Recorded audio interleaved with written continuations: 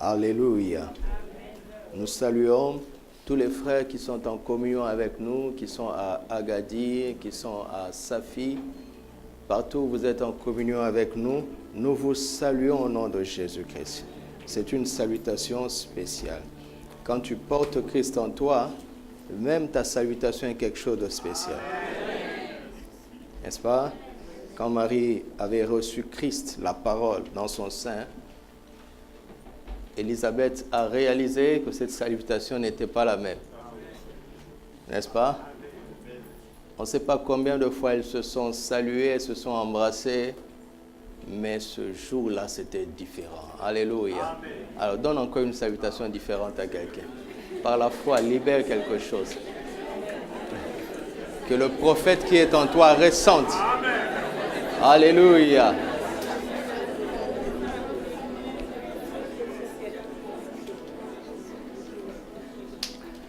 Tu as vu, non?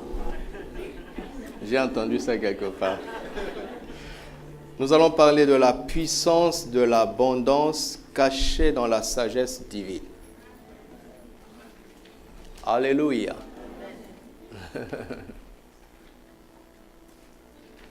La puissance de l'abondance cachée dans la sagesse divine. Vous allez remarquer que quand Jésus voulait parler très très sérieusement, il s'asseyait. Vous trouvez ça dans Matthieu 5, verset 1.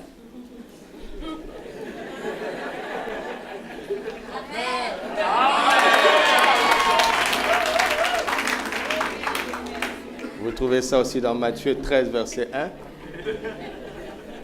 Vous trouvez ça aussi dans Luc, chapitre 5, à partir du verset 1. Et quand il voulait aussi que le peuple reçoive le miracle de la multiplication, il les faisait s'asseoir. Alléluia. Alors, au-delà d'une position physique, ce qui se passe aujourd'hui, c'est une position spirituelle de paix, de tranquillité, d'autorité pour dominer. Pour dominer sur les circonstances. Alléluia. Pour fermer la bouche de l'adversaire.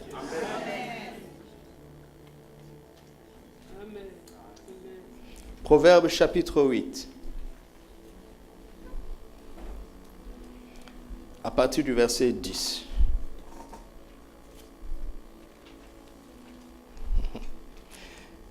Préférez mes instructions à quoi?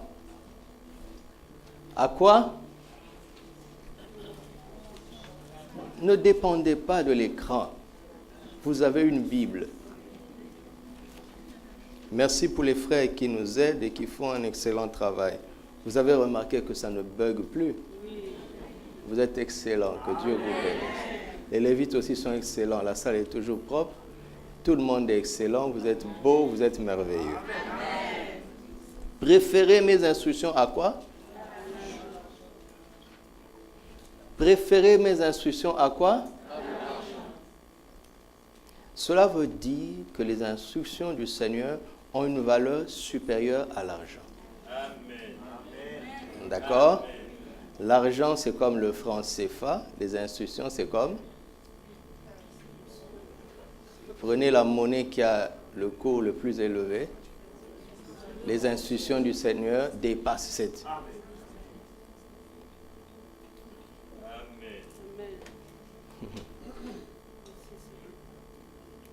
Préférez donc mes instructions à l'argent et la science à quoi? Wow. Si je commence comme ça, je ne vais pas pouvoir continuer. Wow.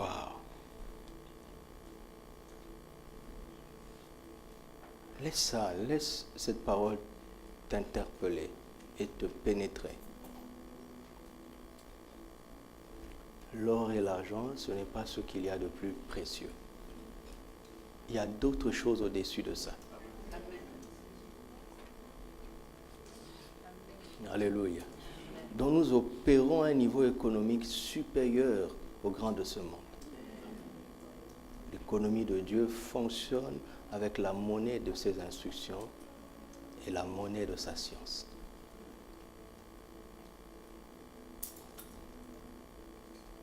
C'est pour ça que pour chasser la pauvreté sur la terre, Dieu a oint son Fils afin qu'il annonce quoi? L'évangile. Croyez ça, s'il vous plaît. Est-ce que vous croyez ça? Amen. Celui qui reçoit ces instructions et qui étudie, approfondit sa science, il générera de l'argent et de l'or. Forcément. D'accord? Vous croyez ça? Car la sagesse vaut mieux que les perles. Elle a plus de valeur que tous les objets de prix. Vous prenez tous les objets de prix, vous les additionnez, la sagesse est au-dessus. C'est ça que la Bible est en train de dire. J'ai vu des gens accumuler beaucoup d'argent et mal finir parce qu'ils n'avaient pas de sagesse. Avoir, ce n'est pas le plus important. D'ailleurs, on peut avoir par de mauvais chemins. Vous savez que ça finit mal. Un bien mal acquis ne profite jamais. La sagesse. Moi, la sagesse, vous vous rendez compte, le ton change. La sagesse est une personne. Alléluia. Amen. La sagesse est une personne. Moi, la sagesse, j'ai pour demeure le discernement. Je réside dans le discernement. Et je possède la science de la réflexion. La crainte de l'Éternel, c'est la haine du mal. L'arrogance et l'orgueil, la voie du mal. Et la bouche perverse, voilà ce que je hais. Le conseil et le succès appartiennent à la sagesse. Je suis l'intelligence, la force est à moi. Par moi, les rois règnent. Et les princes ordonnent ce qui est juste. Par moi gouvernent les chefs, les grands, tous les juges de la terre. J'aime ceux qui m'aiment, et ceux qui me cherchent me trouvent. Trouve qui? La sagesse. Avec moi sont la richesse et la gloire, les biens durables et la justice. Mon fruit est meilleur que l'or pur, et mon produit est préférable à l'argent. Je marche, soulignez, je marche, ça nous aidera à la fin. Je marche dans le chemin de la justice, au milieu des sentiers de la droiture, pour faire quoi? Pour donner des biens à ceux qui m'aiment et pour remplir leur trésor. Tu sais ce que tu dois faire. Si tu aimes la sagesse, elle marchera en ta direction pour te combler. Alléluia. Amen. Colossiens chapitre 1, à partir du verset 24e jusqu'au verset 3 du chapitre 2. Je me réjouis maintenant dans mes souffrances pour vous, et ce qui manque aux souffrances de Christ, je l'achève dans ma chair, pour son corps qui est l'Église. Paul n'est pas en train de dire qu'il complète l'œuvre de la croix. D'accord? Mais pour que l'œuvre de la croix soit prêchée quelque part, afin que quelqu'un l'entende et qu'il croie, parfois il faudra des sacrifices et certaines souffrances. Vous comprenez? Alors Paul regarde à chaque fois que l'œuvre de la croix n'est pas connue ou révélée quelque part, il est candidat pour que cela devienne le cas. Peu importe le prix, peu importe les risques, c'est de ça qu'il parle. D'accord? Jésus, avant de mourir, a dit que tout est accompli. Son œuvre est achevée. Mais pour que cette œuvre nous parvienne, certains ont dû souffrir. C'est de cela qu'il parle. Ok? Par exemple, le médecin va souffrir pendant presque 10 ans pour devenir docteur, afin de te prescrire un bon médicament. Le médicament est suffisant en lui-même, n'est-ce pas, pour chasser cette maladie. Ce n'est pas le médecin qui te guérit. S'il prescrit et que tu ne bois pas, tu ne seras pas guéri. La guérison n'est pas dans ses mains. Lui, il a le secret pour conduire vers le remède. Le remède est suffisant par lui-même, mais cela lui a coûté 10 ans d'études difficiles pour pouvoir amener à notre portée des remèdes qui existent. C'est de cela qu'il est question, d'accord? Afin qu'il n'y ait pas de confusion entre Jésus et Paul et n'importe qui d'autre. Verset 25. C'est d'elle que j'ai été fait ministre. N'entendez pas ministre comme on l'entend aujourd'hui. Ministre veut dire serviteur, esclave. Ne l'entendez pas comme on l'entend aujourd'hui. Donc c'est d'elle que j'ai été fait esclave selon la charge que Dieu m'a donnée auprès de vous, afin que j'annonçasse quoi? Pleinement. C'est pour cela qu'il nous a suscité pour parler de plénitude de la vie.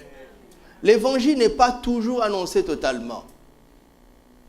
Pleinement, pleinement. C'est pour ça que nous parlons de l'abondance. Ça fait partie de l'héritage. Pleinement la parole de Dieu. Le mystère caché de tout temps et dans tous les âges, mais révélé quand? Maintenant à ses saints, à qui Dieu a voulu faire connaître. Quelle est quoi? Le problème, c'est que quand nous lisons ici, le mot richesse ne veut plus dire richesse pour nous. Non, richesse, c'est richesse. Ou bien richesse veut dire quoi? Dites-moi un peu. Ou bien richesse veut dire quoi? Vous savez, Dieu est tellement fort qu'il y a des endroits, par exemple dans 2 Corinthiens 4, il parle de la splendeur de l'évangile, la splendeur. Il choisit les mots. Richesse veut dire richesse. Et c'est une glorieuse richesse. Le mystère de Christ est une glorieuse richesse. À qui Dieu a voulu faire connaître quelle est la glorieuse richesse de ce mystère parmi les païens, à savoir quoi? Christ en vous, l'espérance de la gloire. Christ en nous. L'espérance de la gloire, c'est le verset favori de notre papa. Christ en nous, l'espérance de la gloire. Ça veut dire quoi? Quand tu considères la minute d'après, l'heure d'après, le jour d'après, la semaine, le mois, l'année, l'avenir, ta réflexion ne doit pas se porter vers l'avenir. Ta réflexion doit toujours se porter vers le présent, parce que c'est ce qu'on fait aujourd'hui qui détermine ce qu'on sera et ce qu'on aura demain. Donc il dit, quand tu considères ton présent, est-ce que Christ est en toi? Si Christ est en toi, relaxe. L'avenir est fait de gloire. Pourquoi? Parce que peu importe ce à quoi tu feras face demain, celui qui est en toi va répondre pour toi. Celui qui est en nous est plus grand que celui qui est dans ce monde. Alléluia. Ce qui va arriver n'est pas le plus important. C'est ce qu'on accumule aujourd'hui pour faire face. Mais la vie est simple, n'est-ce pas? La vie est simple. Nous nous levons tous les jours pour aller travailler. Pourquoi? Parce que nous espérons un salaire à la fin du mois pour faire face au loyer, à la nourriture, aux vêtements, au transport, et ainsi de suite. Quand tu travailles, tu ne t'inquiètes pas. Tu as une attente que le virement va passer à la fin du mois. Donc tu n'as pas peur de la fin du mois. Comment est-ce que tu résous le problème de la fin du mois? Par le travail quotidien. Il ne dit pas Christ se rend à nous. Non, c'est trop tard. C'est maintenant que Christ doit être en toi. Et Christ est en toi, c'est maintenant que tu dois réfléchir à ce que cela implique. C'est pour ça qu'il nous dit de ne pas nous inquiéter du lendemain. Demain n'a jamais été le problème. Jamais. Quand je fais un voyage de 400 km, je ne m'inquiète pas. Avant de partir, je fais le plein. Donc je me moque de 400 km parce que j'ai du répondant. Mon réservoir est plein. De quoi est rempli le réservoir de ton esprit? Alléluia. Christ en moi, l'espérance de la gloire. C'est aujourd'hui. Comment tu vis aujourd'hui avec Christ? C'est la seule chose que tu dois faire dans la vie.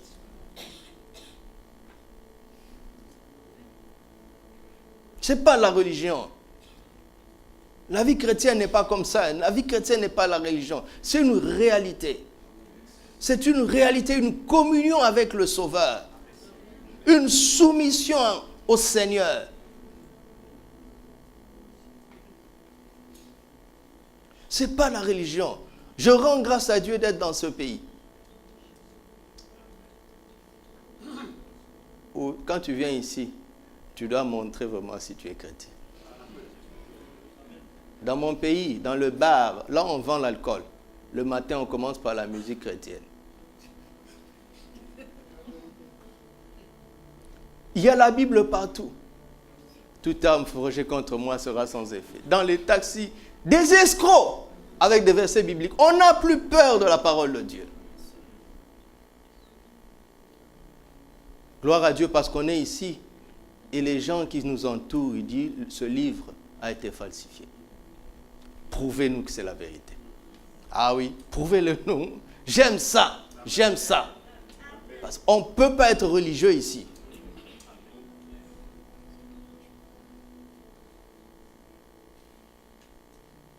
Je rends grâce à Dieu d'être dans ce pays. Ça a changé beaucoup de choses en moi. J'ai reconsidéré tellement de choses du fait d'être simplement ici. Regardez ce qui me motive. Verset 28. C'est lui que nous annonçons. Vous voyez? Christ que nous annonçons. Exhortant tout homme et instruisant tout homme en toute sagesse, afin de présenter à Dieu tout homme devenu comment? Parfait en Christ. Parfait ici veut dire complet. Totalement équipé. Vous allez voir dans la suite. C'est ça qui importe. Parce que le diable ne va pas t'affronter là où tu es fort. Il n'est pas bête. Il n'est pas bête. Écoutez, le diable n'est pas bête.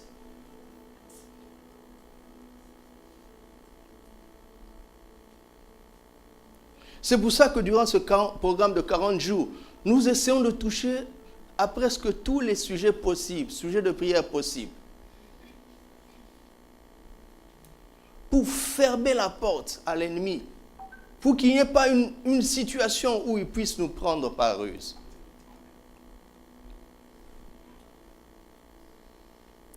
Et verset 29, il dit, c'est à quoi je travaille. Vous comprenez? Je travaille en combattant avec sa force qui agit puissamment au travers de moi. Non, non, non, non. Il y a un niveau de combat que tu ne mènes pas avec la puissance qui agit au travers de toi. Mais avec la puissance qui agit en toi. C'est-à-dire que cette parole doit t'avoir travaillé toi-même d'abord. Écoutez-moi, prédicateur. Le niveau de l'impact de la parole de Dieu au travers de ton ministère dépend du niveau de l'impact de la parole de Dieu dans ta propre vie. Ah oui. Tu ne peux pas emmener les gens au-delà de ce que la parole a produit en toi.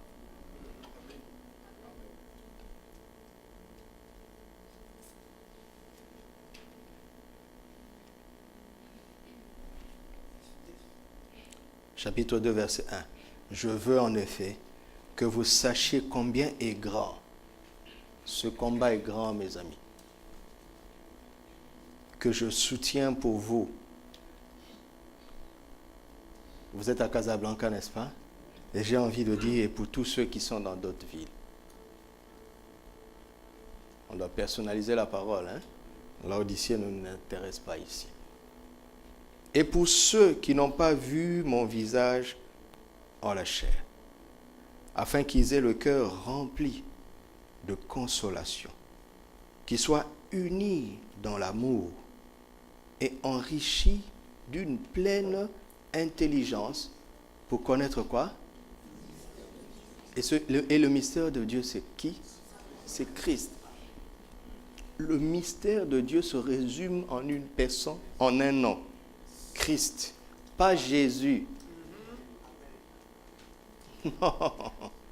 Jésus n'est pas un mystère. Disons, Jésus est un moindre mystère. Parce que c'était un homme pour les gens de Nazareth et de Galilée. Christ, c'est ce qu'il est devenu après sa résurrection et son intronisation à la droite du Père. Et ce mystère,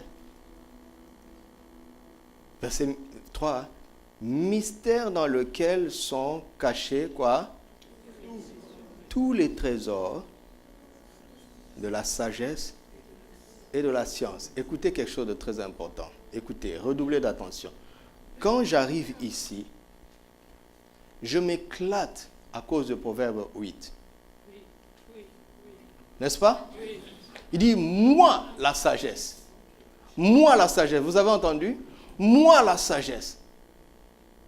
Ce que le Proverbe 8 est en train de nous dire, ce n'est pas une accumulation de sagesse qui va t'emmener à l'expérience de ces richesses et de cette gloire. Non, c'est grandir dans la sagesse au point de te rendre compte que finalement, la sagesse est une personne. Donc, ce n'est pas une somme de concepts, de connaissances. C'est la découverte d'une personne. Amen. Et cette personne, c'est qui? Il y a discordance. Cette personne, c'est qui? Ceux qui avaient dit Jésus se sont tus.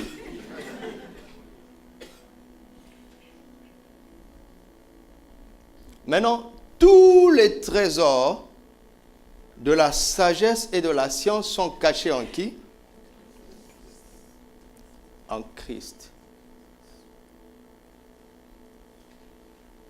Vous avez vu avec moi, vous vous souvenez de ce que la sagesse et la science nous apportent dans le Proverbe 8. N'est-ce pas? Mais on dit, la sagesse et la science, dans toutes ses facettes, sont cachées en qui? Et Christ est où?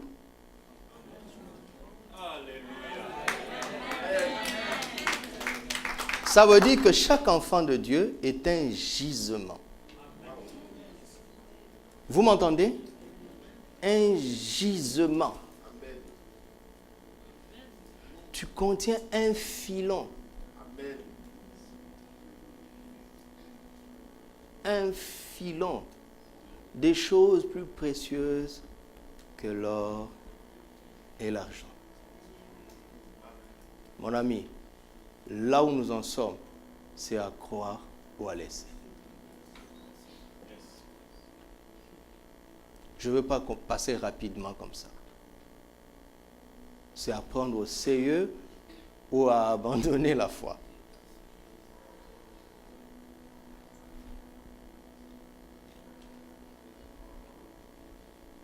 Quel est le choix qu'on fait? Je le crois, n'est-ce pas? Alors je déclare que je suis un gisement. Parce que Christ vit en moi. Tous les trésors de la sagesse et de la science sont enfouis en moi. Il n'y a pas un problème que je ne puisse résoudre. Je suis rempli de solutions. Je suis rempli de richesses, d'une richesse glorieuse.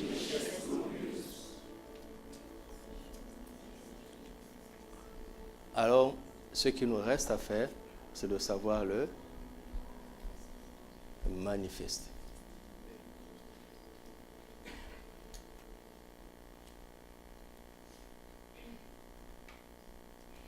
Allons dans 1 Corinthiens. 1 Corinthiens 1, à partir du verset 17. Ce n'est pas pour baptiser que Christ m'a envoyé. C'est pour annoncer l'évangile. Ne t'arrête pas au baptême. Le baptême était un moyen. D'ailleurs, une réponse à l'évangile. Et cela sans la sagesse du langage, afin que la croix de Christ ne soit pas rendue vaine. Car la prédication de la croix est une folie pour ceux qui périssent. Mais pour nous qui sommes sauvés, elle est puissance de Dieu. Aussi est-il écrit, je détruirai la sagesse des sages et j'anéantirai l'intelligence des intelligents. Où est le sage? Où est le scribe? Où est le disputeur de ce siècle? Dieu n'a-t-il pas convaincu de folie la sagesse du monde? Car puisque le monde, avec sa sagesse, n'a point connu Dieu dans la sagesse de Dieu, il a plu à Dieu de sauver les croyants par la folie de la prédication. Les Juifs demandent des miracles et les Grecs cherchent la sagesse. Nous prêchons Christ crucifié. Scandale pour les Juifs et folie pour les païens, mais puissance de Dieu et sagesse de Dieu pour ceux qui sont appelés, tant juifs que chrétiens. La prédication de la croix, Christ crucifié, et la puissance de Dieu et la sagesse de Dieu. C'est pour cela que nous menons ce combat. En menant ce combat, regarde ce qui se passe. Car la folie de Dieu est plus sage que les hommes et la faiblesse de Dieu est plus forte que les hommes. Considérez, frères, nous pouvons prendre cette parole littéralement pour nous ici. Et c'est tant mieux pour nous. Considérez, frères, que parmi vous qui avez été appelés, il n'y a ni beaucoup de sages selon la chair, ni beaucoup de puissants, ni beaucoup de nobles. Mais Dieu a choisi les choses folles du monde pour confondre les sages. Dieu a choisi les choses faibles du monde pour confondre les fortes. Et Dieu a choisi les choses viles du monde et celles qu'on méprise, celles qui ne sont point, pour réduire à néant celles qui sont, afin que nulle chair ne se glorifie devant Dieu. Et ainsi de suite, et ainsi de suite. Alors, le voyage en vue de manifester ce trésor immense que nous portons, parce que Christ est en nous, ce voyage commence par la prédication de la croix. Alléluia. La prédication de la croix. Prenez l'habitude de refaire la démarche de votre foi. Comment est-ce que vous avez commencé avec Christ? Où vous en êtes? Prenez la peine de le refaire. La vie chrétienne, cette vie glorieuse, commence au pied de la croix. Là où Christ s'est identifié à nous, dans notre condition de pécheurs et d'insensés. Là où il a pris nos péchés. Et toutes les conséquences du péché. Vous m'entendez? Toutes les conséquences du péché. Et il les a anéantis dans son tombeau et il est ressuscité en nouveauté de vie. Celui qui croit en Christ est littéralement retourné dans le jardin.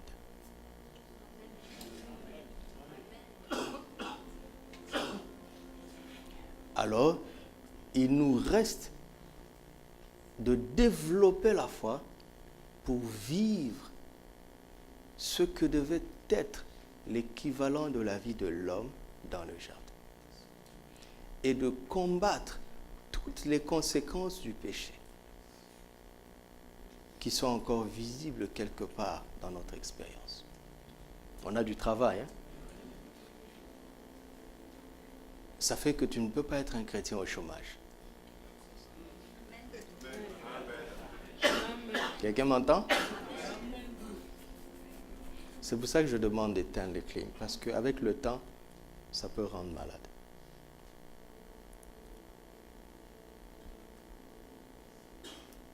Ne soyez pas des chrétiens spectateurs ou des chrétiens au chômage. Ils sont assis là-bas. Ils disent, bon, que la grâce de Dieu fasse les choses à ma place. Ça, c'est pour les enfants. Ah, beaucoup de gens se reconnaissent ici. Et la mentalité infantile a fait que les chrétiens se sont nommés une foule de pasteurs qui distribuent les impositions de main. J'ai un problème, impose-moi les mains. Il impose. Et puis ça marche parce que c'est par la foi. Mais si à 18 ans, on doit encore te donner le bonbon, les biberons, ça ne va pas. Est-ce que ça va? Est-ce qu'on fait ça dans le naturel? Vous pensez que dans le spirituel, Dieu fait ça? Non. J'irais même jusqu'à dire en réalité, vous savez que... Bon, là, je sens que on peut parler parce que je vois que vos cœurs sont ouverts. Félicitations, c'est très bien. C'est très bien. Gardez cette foi. Regardez. La toute première conséquence du péché, c'est quoi? C'est la mort.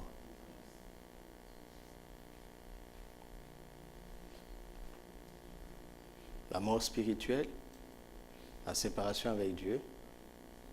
Retenez ça, la séparation avec Dieu. Retenez ça. La perte de la présence de Dieu. N'est-ce pas? Alors, quand la présence de Dieu s'en va, le corps est comme sans anticorps. Il est sans défense. Vous comprenez? Un corps sans défense peut vivre dans un endroit très bien immunisé et ce corps va sembler être en bonne santé jusqu'à ce qu'on l'expose à un environnement pollué. Mais un corps qui a de la défense en lui, peu importe l'environnement. Par exemple, quand tu es vacciné, peu importe l'épidémie, tu as du répondant en toi, n'est-ce pas? Amen. Il dit que 1000 tombent à tes côtés, 10 000 à ta droite, tu ne seras pas atteint. C'est le vaccin. Et donc quand la présence de Dieu s'en va, ce qu'Adam n'avait pas compris immédiatement, mais le diable le savait, c'est que l'homme est exposé, il est sans bouclier, il est sans défense. Alors ce n'est plus qu'une question de temps. Le diable va travailler maintenant pour polluer l'environnement. Pourquoi? Parce que Dieu avait établi l'homme pour qu'il garde le jardin. Mais avec quelle autorité? L'autorité du Tout-Puissant. Et quand l'autorité du Tout-Puissant s'en va, Dieu savait. Regardez les mots que Dieu utilise. Je veux nous amener à réfléchir. Regardez les mots que Dieu utilise. Quand Dieu crée l'homme, il le crée pour qu'il domine sur la création. Pourquoi je veux dominer un arbre? Pourquoi je veux dominer les animaux? Quand je leur parle, ils obéissent. Je n'ai pas besoin de dominer quand il n'y a pas de rébellion. Je n'ai pas besoin. Deuxièmement, il le place dans le jardin pour qu'il garde. Pourquoi garder? Est-ce qu'il y a un voleur quelque part? Dieu savait que le diable est là, il rôde. Maintenant, réfléchissez. Dieu n'a jamais dit à l'homme, écoutez ça très bien, même si on parlera du diable un autre jour. Non, on ne parlera pas du diable, mais on touchera un peu à sa folie. On parle toujours de Christ. Dieu n'a jamais dit à l'homme, avant la chute, de dominer sur le diable. Parce que le diable pouvait même, écoutez-moi, le diable pouvait même pas envisager de venir le toucher. La présence de Dieu est en toi. Écoute, le diable n'est pas fou pour venir t'approcher. Jusqu'à ce qu'il se rende compte que tu ne réalises pas ce que c'est que Christ en toi. Mais Dieu sait que le diable peut vouloir attaquer la création. Rendre la création rebelle envers l'homme. Alors il a donné à l'homme du répondant la capacité de dominer. Amen. Retenez ça, hein? Ça va nous aider à la fin. Parce que tu vas voir tout ce dont tu as besoin dans la vie. N'est-ce pas que c'est difficile à avoir? Parce que le diable a mis la main sur les choses dont tu as besoin, afin que ces choses que Dieu avait créées pour qu'elles te suivent, le diable a mis la main sur ces choses pour qu'elles ne te suivent pas. Et à force de manquer, alors toi tu commences à les suivre. Même si tu arrives à les avoir, quelque part le diable est quand même content. Parce que ce n'est pas comme ça que les princes devaient fonctionner.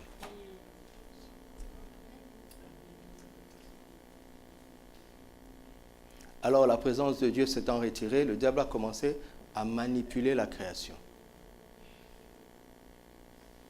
Voici les animaux qui peuvent manger les hommes. Voici les plantes qui peuvent devenir nocives. N'est-ce pas? C'est ça la maladie. La création sur laquelle nous avions autorité a pris autorité sur nous. Donc le diable combat l'homme qui a perdu la présence de Dieu à travers la création. Vous comprenez ça? Il faut comprendre bien l'histoire. Et ainsi de suite. Et ces choses, le vide que la présence de Dieu a laissé, l'homme est sans défense. Et l'ennemi essaie de trouver où, qu'est-ce qui peut toucher pour nous atteindre. Jusqu'à ce que cela emmène la mort physique. Vous savez quoi? Écoutez-moi très bien. Quelqu'un, je vous ai dit, est-ce que je vous ai dit que celui qui a reçu Christ est retourné dans le jardin? Je vous ai dit ça, n'est-ce pas? Alors pourquoi doit-il mourir? Pour une seule raison, c'est que du fait que ce corps a été touché par le péché, Dieu n'en a plus besoin au ciel. Donc nous devons mourir pour changer de vêtements. Vous comprenez? Sinon on ne mourrait pas. Oui? C'est comme quand ton vêtement est taché. Tu dois l'enlever et remettre autre chose. Parce que ce corps, ce n'est pas nous. C'est un équipement. C'est pour ça que nous mourons. Nous ne mourrons plus comme Adam qui avait péché. Le problème du péché est résolu. Nous mourrons pour habiter un corps supérieur. Et écoute-moi très bien, tu n'as pas besoin d'être malade pour mourir.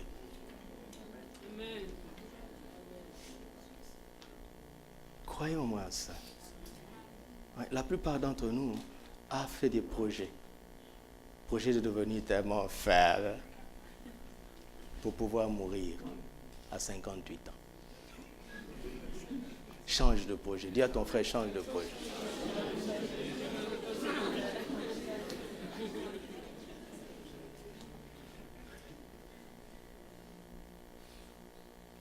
On n'a pas besoin que la maladie nous aide pour que nous allions retrouver papa.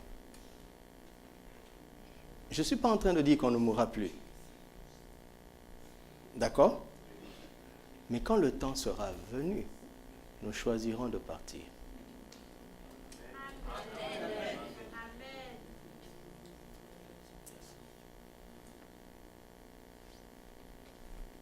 Dieu a laissé certains mourir de martyrs. Ça, c'est autre chose. On les a tués. Mais ils avaient déjà fini leur mission. Donc, écoute, être en Christ, ce n'est pas de la blague. C'est un mystère. Mystère caché de tout temps. Personne ne savait ce que c'est. Personne ne connaissait ce secret. L'ange Gabriel était juste un porte-parole. Il ne comprenait pas l'implication de ce qu'il disait à Marie. La Bible dit que les anges plongeaient leur regard pour comprendre l'évangile. Même les prophètes ont fait de cet évangile l'objet de leur recherche et de leur investigation. Ils voulaient comprendre des choses qui étaient marquées par le temps de Christ. Des choses que nous sommes en train de vivre maintenant. Être chrétien, ce n'est pas la blague. Si tu ne veux pas ça, mon ami, va chez d'autres frères dans d'autres églises. Et tu iras avec notre bénédiction. Christ en nous, c'est l'espérance de la gloire.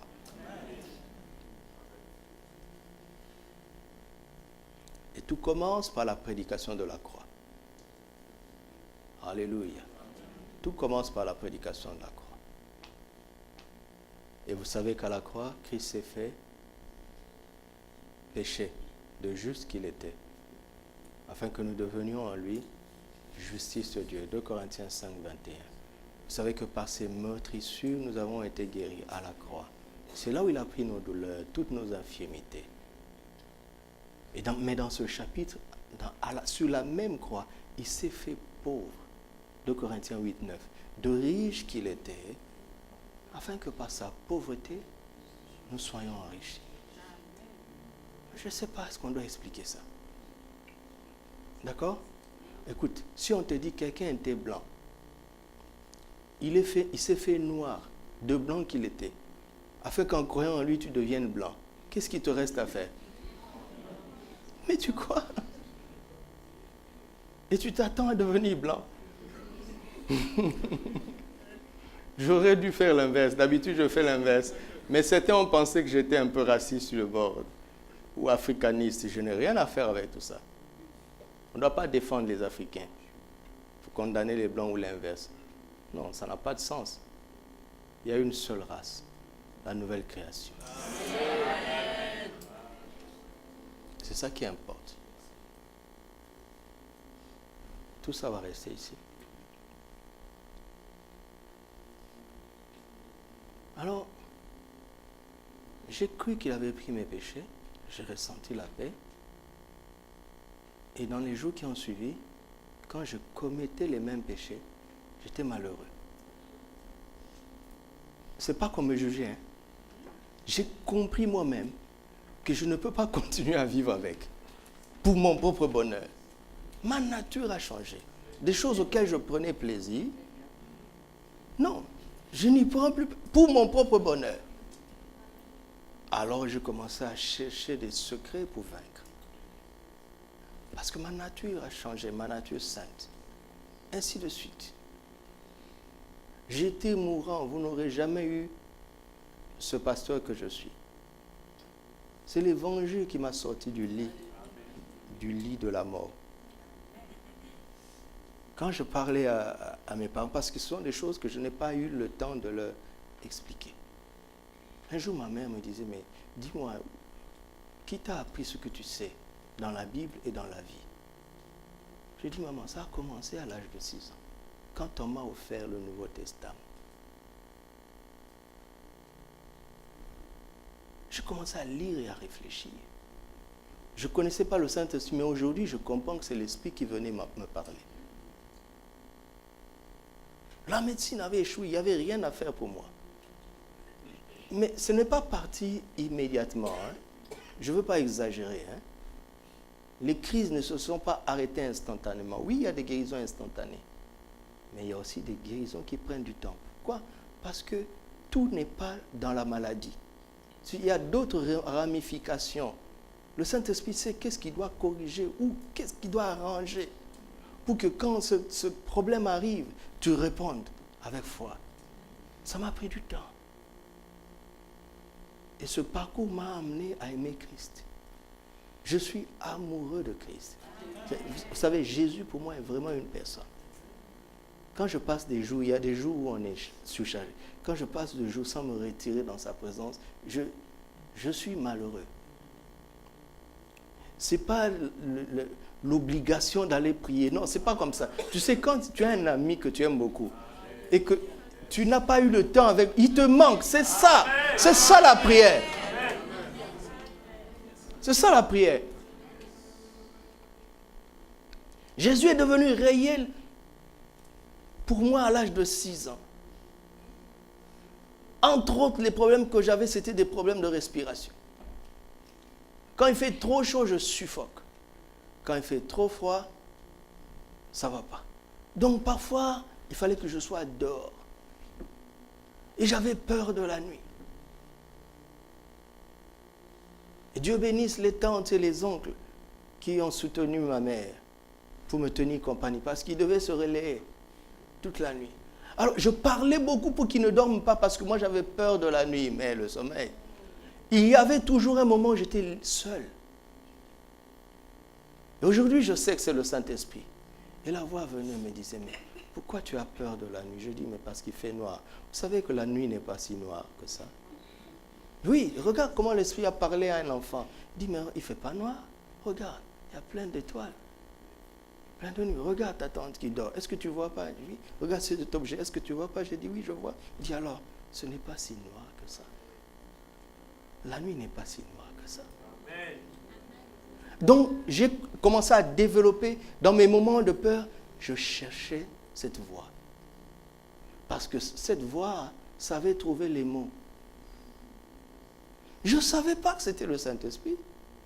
Écoute, le Saint-Esprit ne viendra jamais vous dire « Je suis le Saint-Esprit ». Tout ce qui l'intéresse, c'est que tu t'attaches à Jésus et que tu aies les yeux sur la Bible. Écoute, je vais vous poser une question. Il y a des églises qui critiquent les charismatiques. D'accord? Ils disent, voilà, les charismatiques, ils font beaucoup de bévues à cause, tu vois, le Saint-Esprit, les dons spirituels. Ils disent, c'est d'abord la parole. D'abord la parole. Question. Entre le Saint-Esprit et la parole, qui a commencé? Qui a inspiré les Écritures? Ce n'est pas d'abord la Bible. Beaucoup vont pas être d'accord avec moi. C'est pas d'abord. Si l'Esprit n'avait pas inspiré, il n'y aurait pas de Bible. Donc tu ne peux pas mettre l'Esprit de côté et dire d'abord la Bible. Tu ne comprendras rien.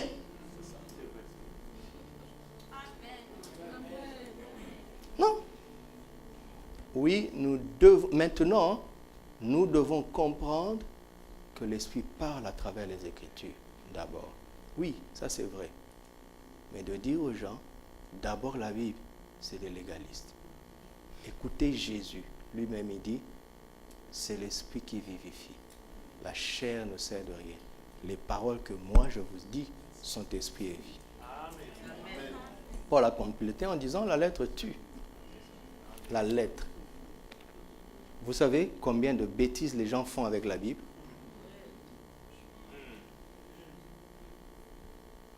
Tu ne peux pas mettre le Saint-Esprit de côté. Tu n'iras pas loin avec la Bible.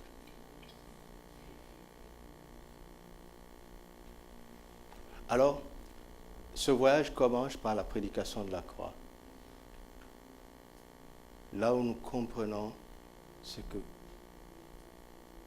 que Dieu a payé comme prix. Il faut nous amener simplement à croire. Et tu ne demandes pas grand-chose. N'est-ce pas? Écoutez-moi. Qu'est-ce que tu as fait pour vaincre le péché? Rien. Tu as cru. Qu'est-ce que tu dois faire pour vaincre la pauvreté? Rien. Crois seulement. Mais sur ce terrain-là, c'est difficile. Hein? Rapidement, tu commences à dire, j'ai pas de diplôme, j'ai pas de travail, je viens de tes familles. Il dit, mais écoute, mais même le péché était un héritage. Vous savez que le péché est un héritage?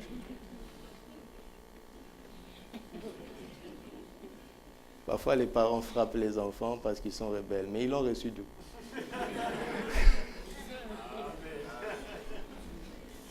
Ça vient d'où? Mais la croix a résolu ça. La croix ne peut pas résoudre le reste. Hey, est-ce que la croix peut résoudre le problème de la pauvreté? Oui. Oui, on commence d'abord par dire oui. D'accord? On croit au message de la croix. Maintenant, quand on croit en la croix, l'Esprit entre en scène. C'est ce qui est magnifique. La Pentecôte est venue avant la crucifixion. Hein? Écoutez. Quand Jésus était avec les disciples, est-ce que l'Esprit n'était pas là? Il était en Christ, non? Mais il ne pouvait pas passer de Christ vers eux. Impossible. Avant la crucifixion, Jésus n'a pas osé faire recevoir le Saint-Esprit. Ça n'allait pas marcher. Tout Jésus qu'il est, ça n'allait pas marcher. Parce qu'il y avait une frontière infinie. La frontière de l'ancienne création. Quand on vous dit par exemple, mariez-vous en Christ, et que tu ne crois pas, même si vous vous aimez, vous avez des sentiments forts, vos esprits ne peuvent jamais se rencontrer. L'ancienne création et la nouvelle ne peuvent pas se rencontrer. Vous pouvez décider de vous tenir la main 24 heures sur 24. Vous vous rendez compte qu'ils ont vécu avec Jésus pendant 3 ans et demi, mais il y avait une frontière infinie. Jusqu'à ce que Christ aille faire mourir le vieil homme. Et à partir de ce moment, celui qui croit à la croix traverse cette frontière. Il quitte l'ancien vers le nouveau. Il rejoint Christ. Et à partir de ce moment, l'esprit qui est en Christ peut être partagé et reçu.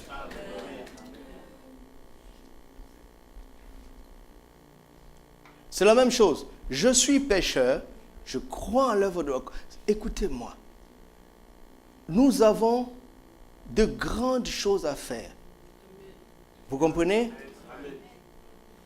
Vous qui venez vous asseoir là, c'est très facile pour vous. Je vis des temps de frustration terribles parce que je suis fatigué de cet endroit. Il faut qu'on sorte d'ici. Mais avec quel argent? On va commencer la levée de fonds. Mais avec quelle levée de fonds? Mais on va commencer. Je veux vous montrer pourquoi on va le faire. Quelle puissance il y a derrière. Je veux vous montrer. Il faut un miracle. Il faut un miracle. Regarde, je suis pécheur. On me prêche la croix. Je crois. Quand j'ai cru ça, le Saint-Esprit opère le miracle. Il me transporte du camp des pécheurs au peuple saint, à la nation sainte. C'est lui qui le fait. D'accord? Et pour tout le reste, c'est le Saint-Esprit qui fait. Tout ce qu'il te demande, c'est quoi? De croire. Alors, je suis parmi les pauvres. Je veux sortir de là. Qu'est-ce que je fais? Il dit, va à la croix. Parce que toute solution pour vaincre la pauvreté qui ne vient pas de la croix est une solution insuffisante. C'est pour ça que les gouvernements se succèdent et échouent. N'est-ce pas? Les PNUD, les BAD, tout échoue. Va à la croix, va à la croix. Alors, je me tiens à la croix et je crois. C'est le Saint-Esprit qui me prend de là pour m'emmener là-bas.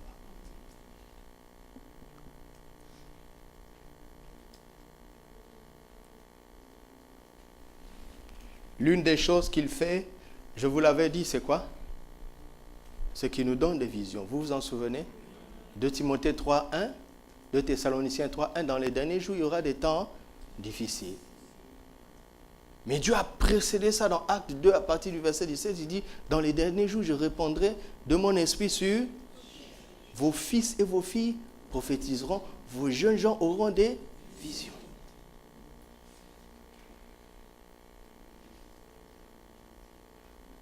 Grâce soit rendue à Dieu qui nous a rendus capables de prendre part à l'héritage des saints dans la lumière. Il nous rend capables. Dans Deutéronome 8, à partir du verset 17, il dit, quand tu auras toutes ces choses, souviens-toi, garde-toi de dire que c'est ma force et ma puissance, moi, qui ces choses. Car c'est l'Éternel qui te donnera la force de les posséder. Il ne te donnera pas de les posséder, il te donnera la force de les posséder. Vous comprenez? Il y a un poids d'une tonne à soulever. Tu essaies, tu n'y arrives pas. Qu'est-ce qu'il vient? Il vient, il te donne la force, mais il ne soulèvera pas à ta place. Il ne soulèvera pas à ta place. Il te donne la force et il dit, utilise la force que tu as. Je te l'ai déjà donnée. Il nous a rendus capables.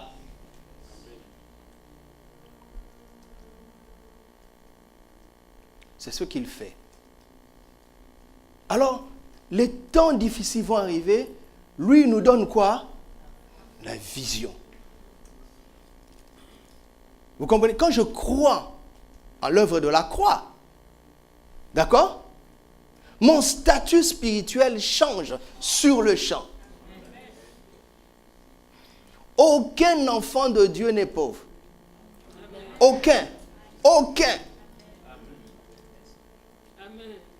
Regarde, pourquoi il faut l'onction pour chasser la pauvreté? Ça veut dire que la pauvreté est un esprit.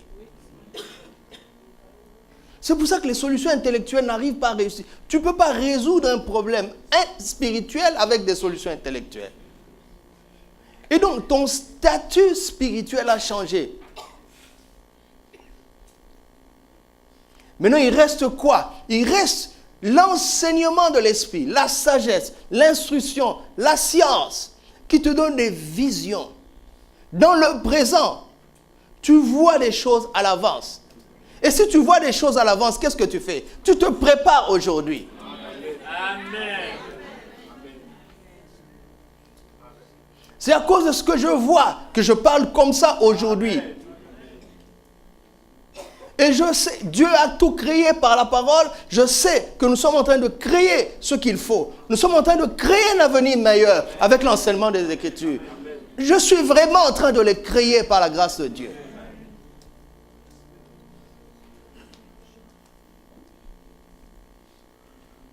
Des visions. Si tu rates ça, les temps difficiles vont arriver et ils vont t'écraser. Mais si tu ne rates pas ça et que tu te prépares de la bonne manière, tu auras du répondant. Tu vas dominer sur les circonstances difficiles. Donc, un enfant de Dieu ne triomphe pas dans le domaine des besoins matériels. Pourquoi? Ce n'est pas parce qu'il est toujours pauvre. Si tu as cru en l'œuvre de la croix, c'est parce qu'il n'a pas écouté l'Esprit pour recevoir les visions. Et regardons une preuve. Actes chapitre 11. À partir du verset 27. La Bible est d'une cohérence épatante. Épatante. Acte 11 à partir du verset 27. En ce temps-là, des prophètes, vous voyez, dans les derniers jours, je répandrai mon esprit sur toute chair, vos fils et vos filles prophétiseront. Des prophètes descendit à Jérusalem à Antioche. L'un d'eux, nommé Agabus, se leva et annonçant comment? Par l'Esprit. Qu'il y aurait quoi? Sur toute la terre. Elle arriva en effet sous Claude. Les disciples résolus. C'est là où je pleure sur l'Église. Les disciples résolurent d'envoyer chacun selon ses moyens un secours aux frères qui habitaient dans la Judée. Ils le firent parvenir aux anciens par les mains de Barnabas et Saul. Avant que la famine arrive, ils ont fait des provisions et ils ont distribué. Vous savez ce que ça veut dire? Dieu parle rapidement. Je veux vous dire, pourquoi Dieu ne s'est pas étalé ici? Parce qu'il s'était déjà étalé sur un événement pareil du temps de Joseph.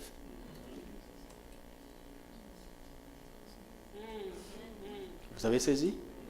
Il aurait pu faire un long chapitre expliqué. Vous savez ce qui s'est passé? Il y a eu la famille dans toute la terre, sauf dans l'Église. Amen. Oui. Ils avaient la fuite d'informations.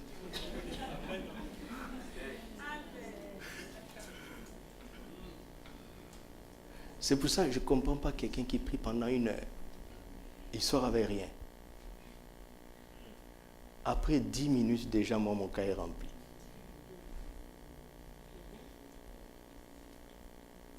Ça veut dire que tu pries religieusement. Tu n'es pas conscient que tu es en train de parler à une personne réelle.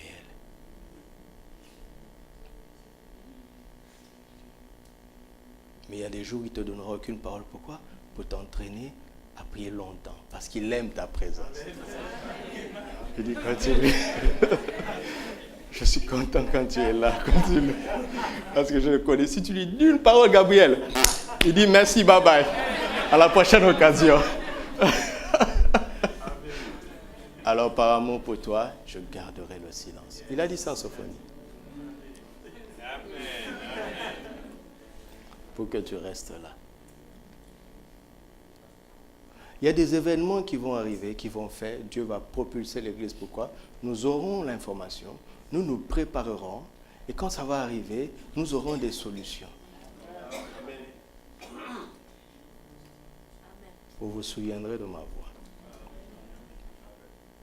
Vous savez, la valeur d'une chose dépend de sa rareté. N'est-ce pas? Tu peux avoir peu aujourd'hui. Mais quand ton peu là devient rare, tu changes de statut. C'est pas simple. C'est très simple. Non, ne souffrez pas d'avoir peu. Il y a des temps difficiles qui arrivent. Ton peu là va multiplier en valeur.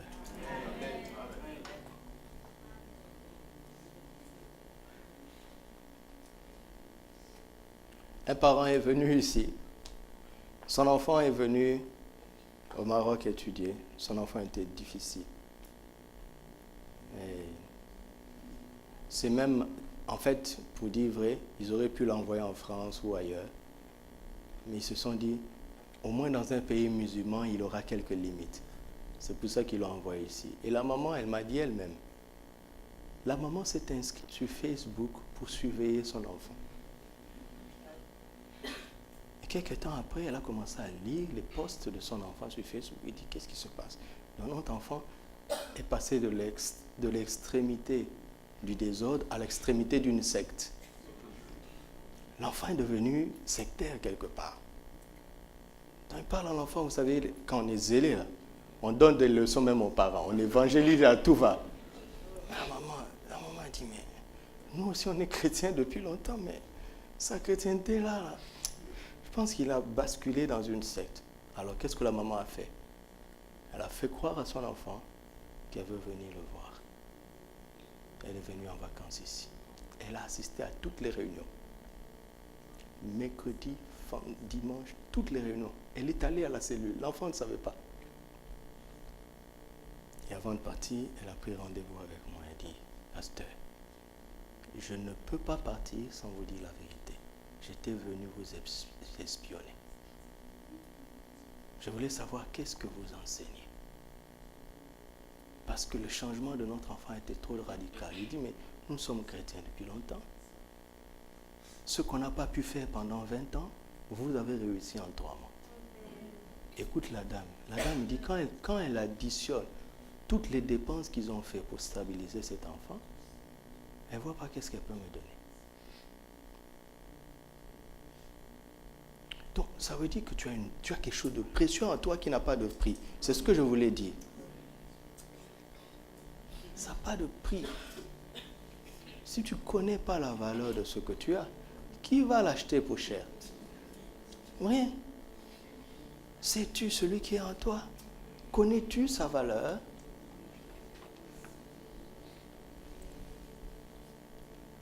Alléluia. Alors, le Saint-Esprit, quand il nous remplit, il fait 2 choses. Il change notre langage. Il nous emmène à prophétiser. Prophétiser, ce n'est pas seulement je vois. Bon, ça peut passer par là. Hein? Parce que l'Esprit de Dieu est trop puissant pour l'homme. Parfois, on a du mal à supporter. D'accord?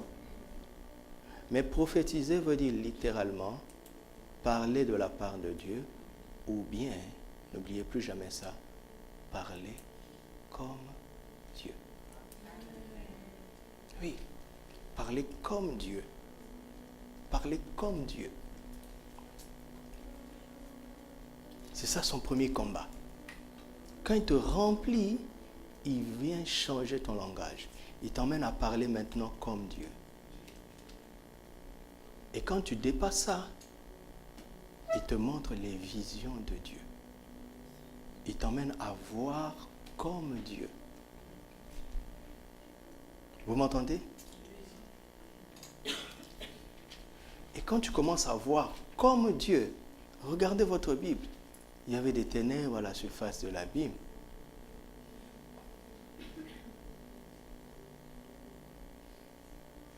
Mais l'Esprit de Dieu se mouvait au-dessus des eaux. Et Dieu a commencé à parler. Vous avez vu? Il a commencé à parler. Mais il déclarait quoi? Il déclarait ce qu'il voyait, ce qu'il y avait en lui. Et cela est arrivé à l'existence. Parfois, il y a quelqu'un qui vient à l'église dans un état chaotique, mais mon âme s'attache à lui. Parce que je vois autre chose. Plusieurs d'entre vous sont comme ça. Dès le premier jour, moi j'ai vu autre chose. Et aujourd'hui, tu es devenu quelqu'un de beau, de propre. Et ça, c'est très bien, surtout dans le ministère pastoral, ça te donne l'endurance. Tu sais, c'est très difficile de me décourager, d'arrêter de croire en toi. C'est très difficile. Tu peux faire ce que tu veux. À cause de ce que je vois, je continuerai à te faire confiance. Amen.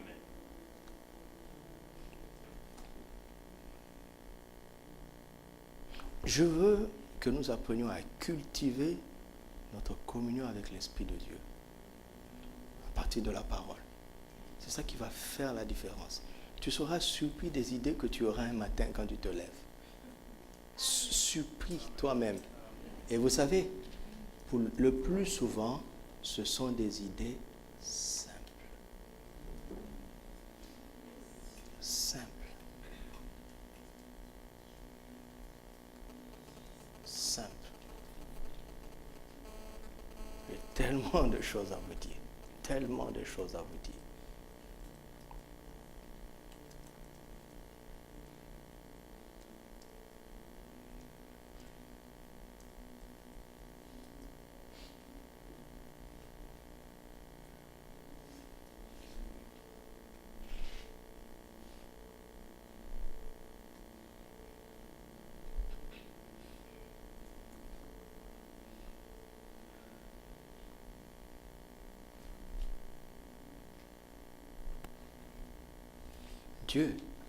Dieu aime cacher les choses. Vous comprenez? Mais il aime aussi les révéler. Il ne les révèle que par son esprit.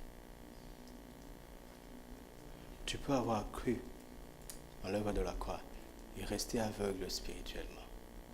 Parce qu'après la croix, après Jésus, tu n'as pas appris à honorer le Saint-Esprit.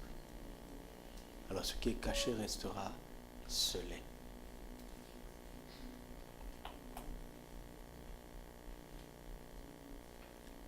Les choses les plus précieuses de Dieu, il les cache. Pourquoi? Parce que, vous savez, pourquoi on s'est battu pour que la Corée du Nord n'ait pas la bombe atomique? Pourquoi maintenant on est en train de se battre pour que l'Iran ne l'ait pas? Parce que la Corée du Nord peut atteindre les États-Unis. L'Iran peut atteindre Israël. Donc, les choses les plus précieuses, vous savez, la richesse que vous voyez là, c'est encore rien par rapport à celle que Dieu va libérer sur l'Église pour la dernière moisson. Ah, il a caché les secrets. Vous m'entendez? Il les a cachés. Parce que si ça tombe dans les mains des pervers, vous savez ce qu'ils vont faire avec. Donc, ne vous laissez pas impressionner. Ce que vous voyez là n'est rien. Il y a des choses que Dieu a cachées. Et l'Esprit va les révéler.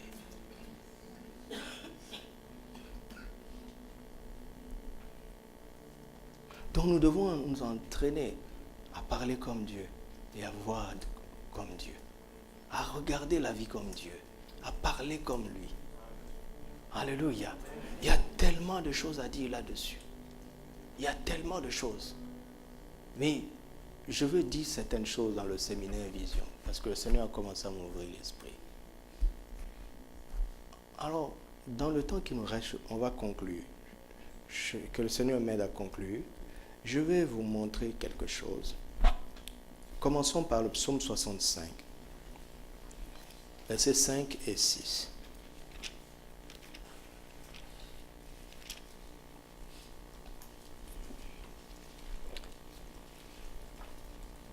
Heureux celui que tu choisis et que tu admets où? Tu admets où? Voilà. Ce que Adam avait perdu. La présence de Dieu, n'est-ce pas? Il l'a retrouvé. Pour qu'il habite dans tes parvis, nous nous rassasierons du bonheur de ta maison. Et il explique en quoi cela consiste. De quoi? De la sainteté de ton temps.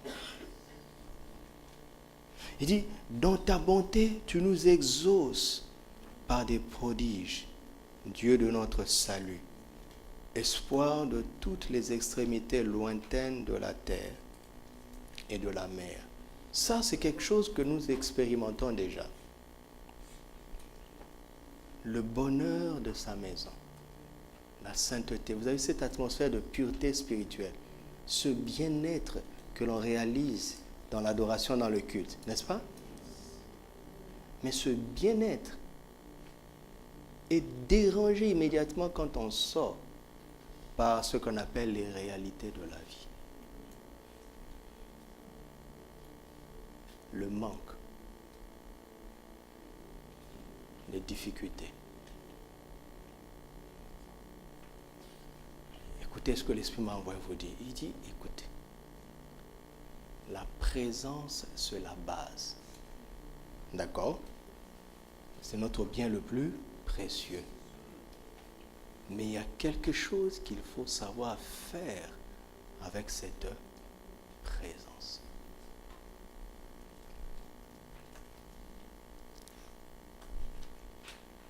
Verset 10. Regarde. Tu visites la terre et tu lui donnes quoi? L'abondance.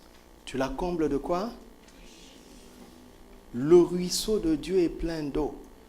Tu prépares le blé quand tu la fertilises ainsi, en arrosant ses sillons, en aplanissant ses mottes. Tu la détrempes par des pluies, tu bénis son germe. Tu couronnes l'année de tes biens et tes pas versent l'abondance. Alléluia. Amen. Nous avons lu combien de versets? Versets 10, 11 et 12, n'est-ce pas? Vous pouvez suivre encore? Le mot abondance revient 2 fois, n'est-ce pas? N'est-ce pas? Au verset 10 et puis au verset 12. Qu'est-ce qui emmène l'abondance au verset 10? C'est le fait que Dieu visite la terre. Vous savez, quand quelqu'un est en visite, ça veut dire quoi? Il est de passage. Vous entendez? Vous entendez? Vous me suivez? Je ne vois pas en haut. L'écran ne me montre pas, les frères sont en haut. Quand quelqu'un est en visite, il est de passage. OK? Et c'est son passage qui produit l'abondance. Pas sa présence, mais son passage. Et cela est confirmé au verset 12.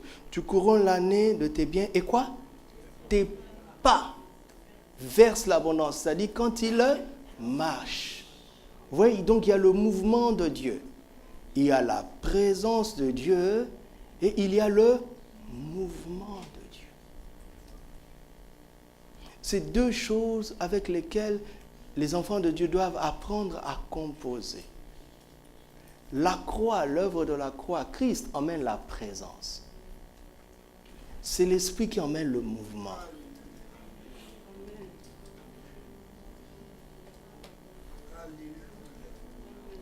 Regarde ce peuple, 40 ans dans le désert. Ils n'ont manqué de rien, n'est-ce pas? Pourquoi? Parce qu'ils suivaient, pas le sang, mais la nuée. La nuée. C'est pour ça que Jésus disait, venez, suivez-moi. Suivez celui qui marche sous l'onction. Suivez-moi, suivez-moi, suivez-moi. Ça se confirme. Regarde, la parole de Dieu est magnifique. Romains 8, 14 dit, car tous ceux qui sont conduits par l'Esprit sont appelés les fils de Dieu. Vous me dites, mais où est l'abondance? Je dis, calme-toi.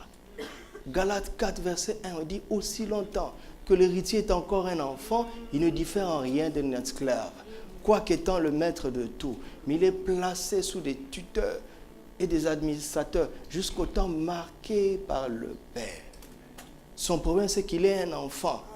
Il est héritier de tout, mais il ne peut pas le gérer à cause de son immaturité. Alors, comment quitter l'immaturité? C'est d'arriver à un point où tu sais suivre le Saint-Esprit. Parce que ce sont ces pas qui versent l'abondance.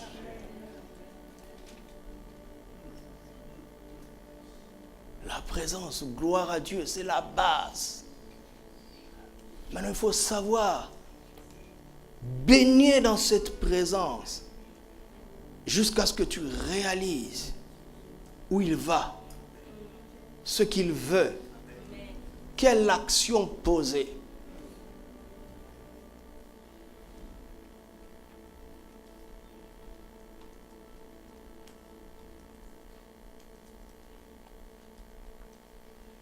Ça, c'est quelque chose que le Saint-Esprit fait. Alléluia. Marchez selon l'Esprit. Marchez avec la sagesse de Dieu. Tu vas expérimenter la puissance de son abondance. Tout simplement. Tout simplement. Alors, je vais essayer de vous montrer un autre paragraphe. Psaume 144. Vous pouvez me suivre encore? Prie pour toi-même 1 minute, puis 30 secondes pour toi-même. Demande au Seigneur la capacité de recevoir davantage.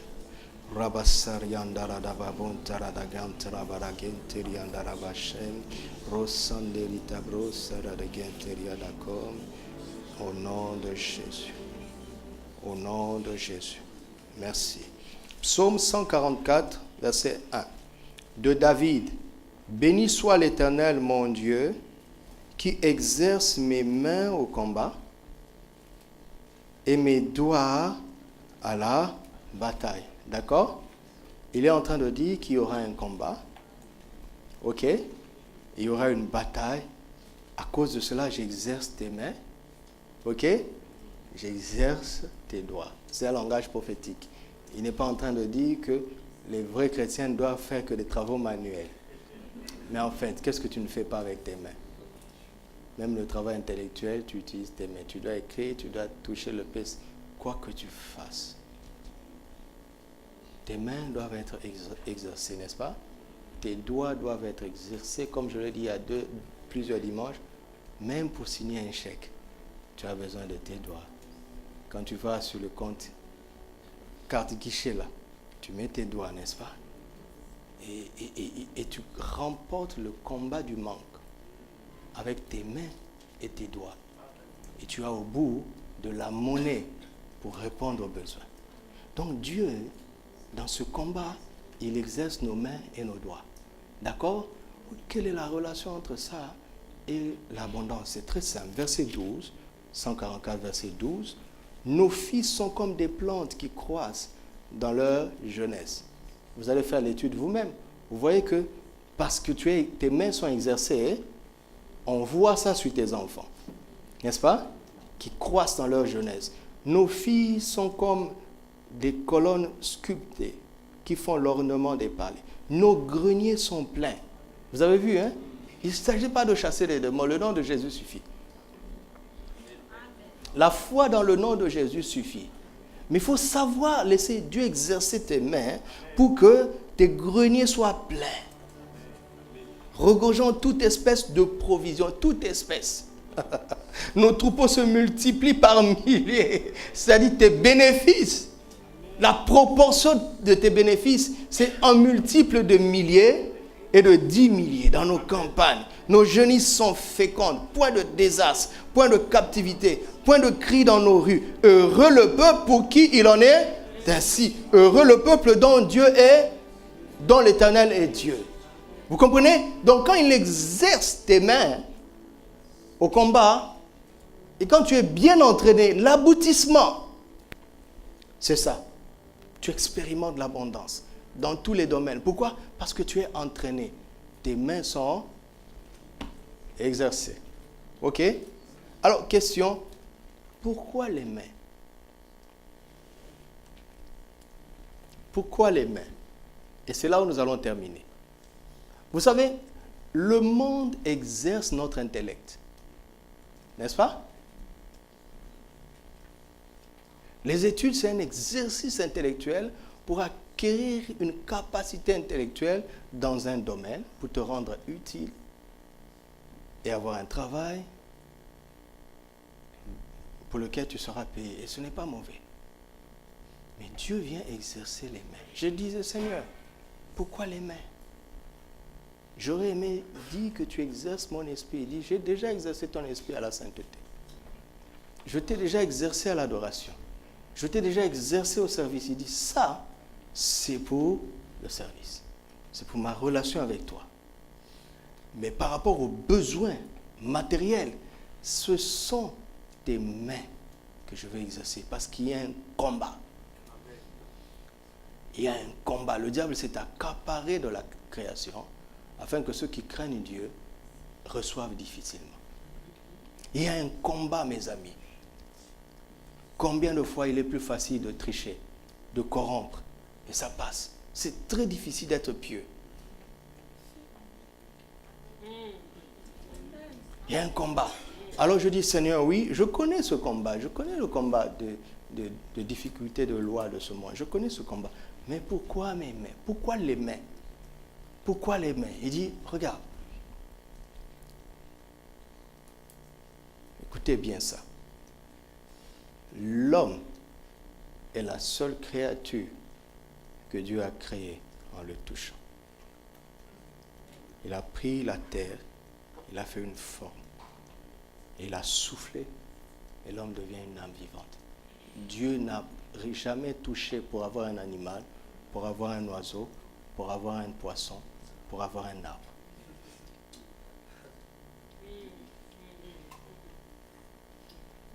Maintenant, quand il a voulu mettre l'homme dans un endroit, il a appelé le jardin. La Bible dit, Dieu planta un jardin. Et pour l'environnement de cet homme, Dieu a utilisé encore ses mains. Maintenant, il a dit à cet homme, il dit, garde ce jardin et cultive. Tu as vu ce que j'ai fait? Cultive, c'est-à-dire reproduis ce que j'ai fait. À partir de ce moment, l'homme comprend que ses mains sont des armes. Regarde, comment la bénédiction patriarcale a été transmise de père en fils par l'imposition des mains. Mes amis, lisez la Bible, vous serez étonnés. Voici un homme qui est assis, qui pose les mains sur quelqu'un, sur son enfant, il dit, je te donne les nations, je te donne. Comment ça? Comment? Parce que Dieu avait remis la création entre les mains de l'homme. Regarde, quand Jacob doit bénir les enfants de Joseph, Joseph voit, il prend l'aîné, il le met sciemment à la droite de son père, il prend le cadet, il le met sciemment à la gauche. Jacob qui ne voyait plus, mais qui était pointu en esprit, croise les doigts, ce qui est le symbole de la croix. La croix est toujours là, quand Dieu veut faire quelque chose d'extraordinaire.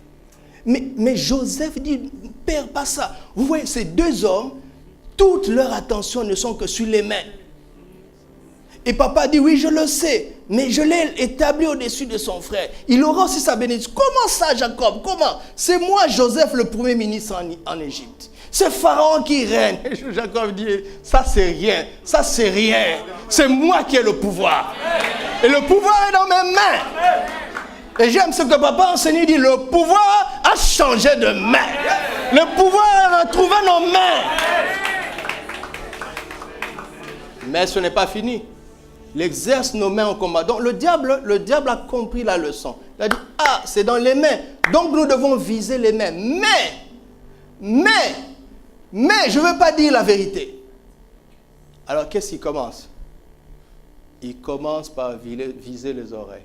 Dieu a-t-il réellement dit? Dieu a-t-il réellement dit? Oui. Il vise ses oreilles pourquoi? Pour que Ève arrête de parler comme Dieu. Vous comprenez la cohérence? Quand Ève a arrêté de parler comme Dieu, parce que le diable l'a trompé, la Bible dit ses yeux s'ouvrirent et vit l'arbre. Et c'est devenu waouh. L'arbre qu'elle voyait tous les jours est devenu waouh. Tu vois, par exemple, quand tu regardes les journaux People, on présente ces top modèles là, tu dis waouh. Tu sais quoi? C'est waouh pour toi parce que tu es séduit. Tu comprends? Pour corriger ça, il faut faire marche arrière. Qu'est-ce que tu as entendu? Vous écoutez mes filles? On vous a fait croire que la beauté, ce qu'il faut être svelte, trop fine. Tu comprends? Tu as entendu ça et tu as cru. Les frères aussi ont cru. Quand ils voient une fille svelte, fine, ils disent waouh, il est séduit. Il ne s'en rend pas compte. Mais qu'est-ce que le diable vise? Ça, ce n'est qu'un passage. Et la Bible dit la fameuse phrase. La femme prit le fruit. Avec quoi? Elle en mangea. Et elle donna à qui? Pour que Adam mange, il devait faire quoi? Ils ont essuyé leurs mains. Ils ont perdu le combat, l'entraînement des mains.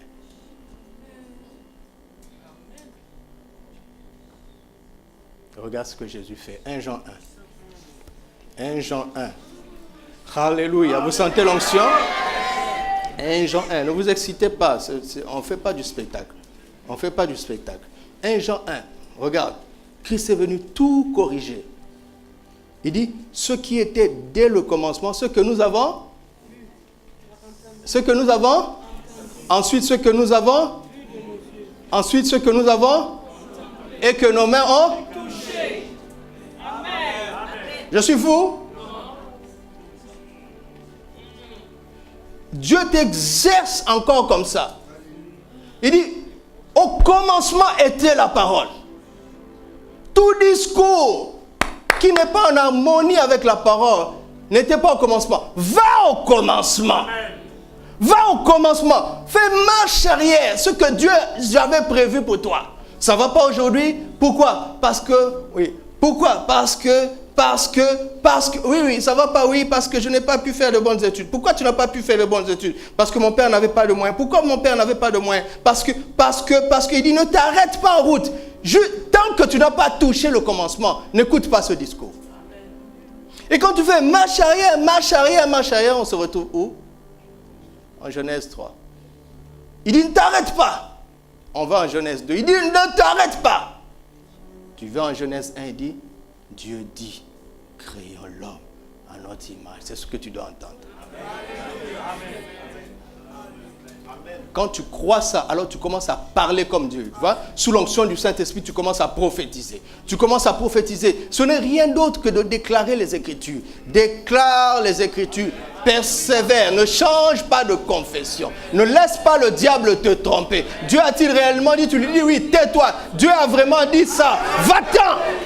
Et quand tu persévères dans la confession, à un moment donné, tu recevras de visions. Alléluia. Contemple ta vision. Écris la vision. Qu'on la lise couramment. Contemple ta vision. Contemple ta vision. À un moment donné, tu vas dire, oh, je touche. Ça y est. J'ai produit. Ça y est. J'ai manifesté. Et tu commences à opérer dans la création et à dominer. Parce que tes mains sont exercées. Et je n'ai pas fini pourtant. Je n'ai pas fini. Regardez Joseph. Regardez le grand Joseph. Parce que ce que Dieu est en train de faire maintenant avec nous, la parole que Dieu nous donne, ce qui va nous donner les solutions, qui vont nous propulser quand les crises vont arriver. Le temps de Joseph, le temps d'Agabus est arrivé. C'est maintenant. C'est maintenant. Regardez Joseph, Genèse 39. C'est étonnant ce que le diable visait. Genèse 39, verset 1. Regardez la récurrence de quelque chose. On fit descendre Joseph en Égypte et Potiphar, officier de Pharaon, chef des gardes égyptiens, l'acheta des Ismaélites qu'il y avait fait descendre. L'Éternel fut avec lui et la prospérité l'accompagnait. Vous voyez, la présence. N'est-ce pas? La présence. Mais qu'est-ce qui se passe? Qu'est-ce qui se passe? Il habitait dans la maison de son maître, l'Égyptien. Son maître vit que l'Éternel était avec lui et que l'Éternel faisait prospérer quoi? Où? Tout ce qu'il faisait quoi? Entreprenait. Il dit, il était en mouvement, il travaillait, mais en mouvement sous la direction de l'Esprit. Il a transformé la présence en mouvement. Et c'est le mouvement qui emmène l'abondance. Et son maître l'a vu. Tout le monde a vu la différence. Joseph trouva grâce aux yeux de son maître qui l'a employé à son service, l'établit sur sa maison et lui confia tout ce qu'il possédait. Dès que Potiphar lui établit sur sa maison et sur tout ce qu'il possédait, l'Éternel bénit la maison de l'Égyptien à cause de Joseph, et la bénédiction de l'Éternel fut sur tout ce qui lui appartenait, soit à la maison, soit au champ. Résultat, qu'est-ce qu'il fait? Verset 6, il abandonna quoi? Les mains. Il abandonna aux mains de Joseph tout ce qui lui appartenait, et il n'avait rien, il avait avec lui d'autres soins que celui de prendre sa nourriture. Or Joseph était beau de taille et beau de figure. Verset 7. Après ces choses, il arriva que la femme de son maître porta les yeux sur Joseph et dit, couche avec moi. Il refusa et dit à la femme, son maître, voici mon maître ne prend avec moi connaissance de rien dans la maison. Il a remis entre quoi? Tout ce qui lui a appartenu. Pas toi. Je sais. Je ne vais pas souiller mes mains. Je ne vais pas souiller ses mains exercées. Il n'est pas plus grand que moi dans cette maison. Il ne m'a rien interdit excepté toi. Comme au jardin. Hein? Comme au jardin. Tout sauf l'arbre. C'est extraordinaire. Tout sauf l'arbre. Pourquoi? Le but, c'est que si tu entends un mauvais discours, tu auras une mauvaise vision et tu finiras par toucher. Et tu seras exercé à la défaite. Alors que Dieu est en train d'exercer au combat.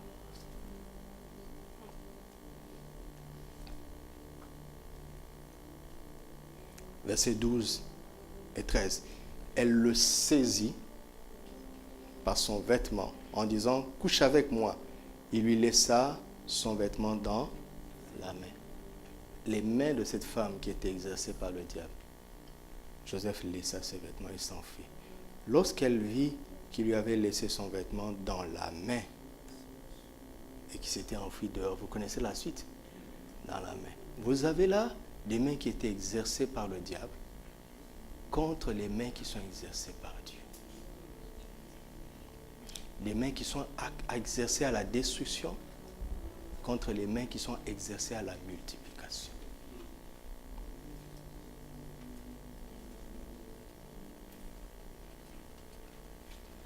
Alors, ne sois pas pressé. Je sais, quand on enseigne ce genre de choses, les gens sont pressés à dire, mais quand est-ce que j'aurai? Quand est-ce que j'aurai? Tu auras avec tes mains. Mais ça, c'est la fin du processus. Ça commence par ce que tu entends, comment tu parles, ce que tu vois, comment tu le contemples. Vous m'entendez?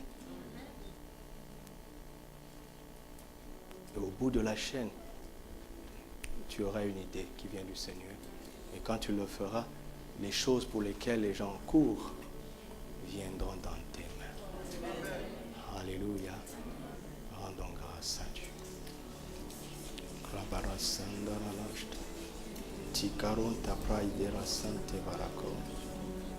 C'est sa présence. Tout commence par sa présence au pied de la croix.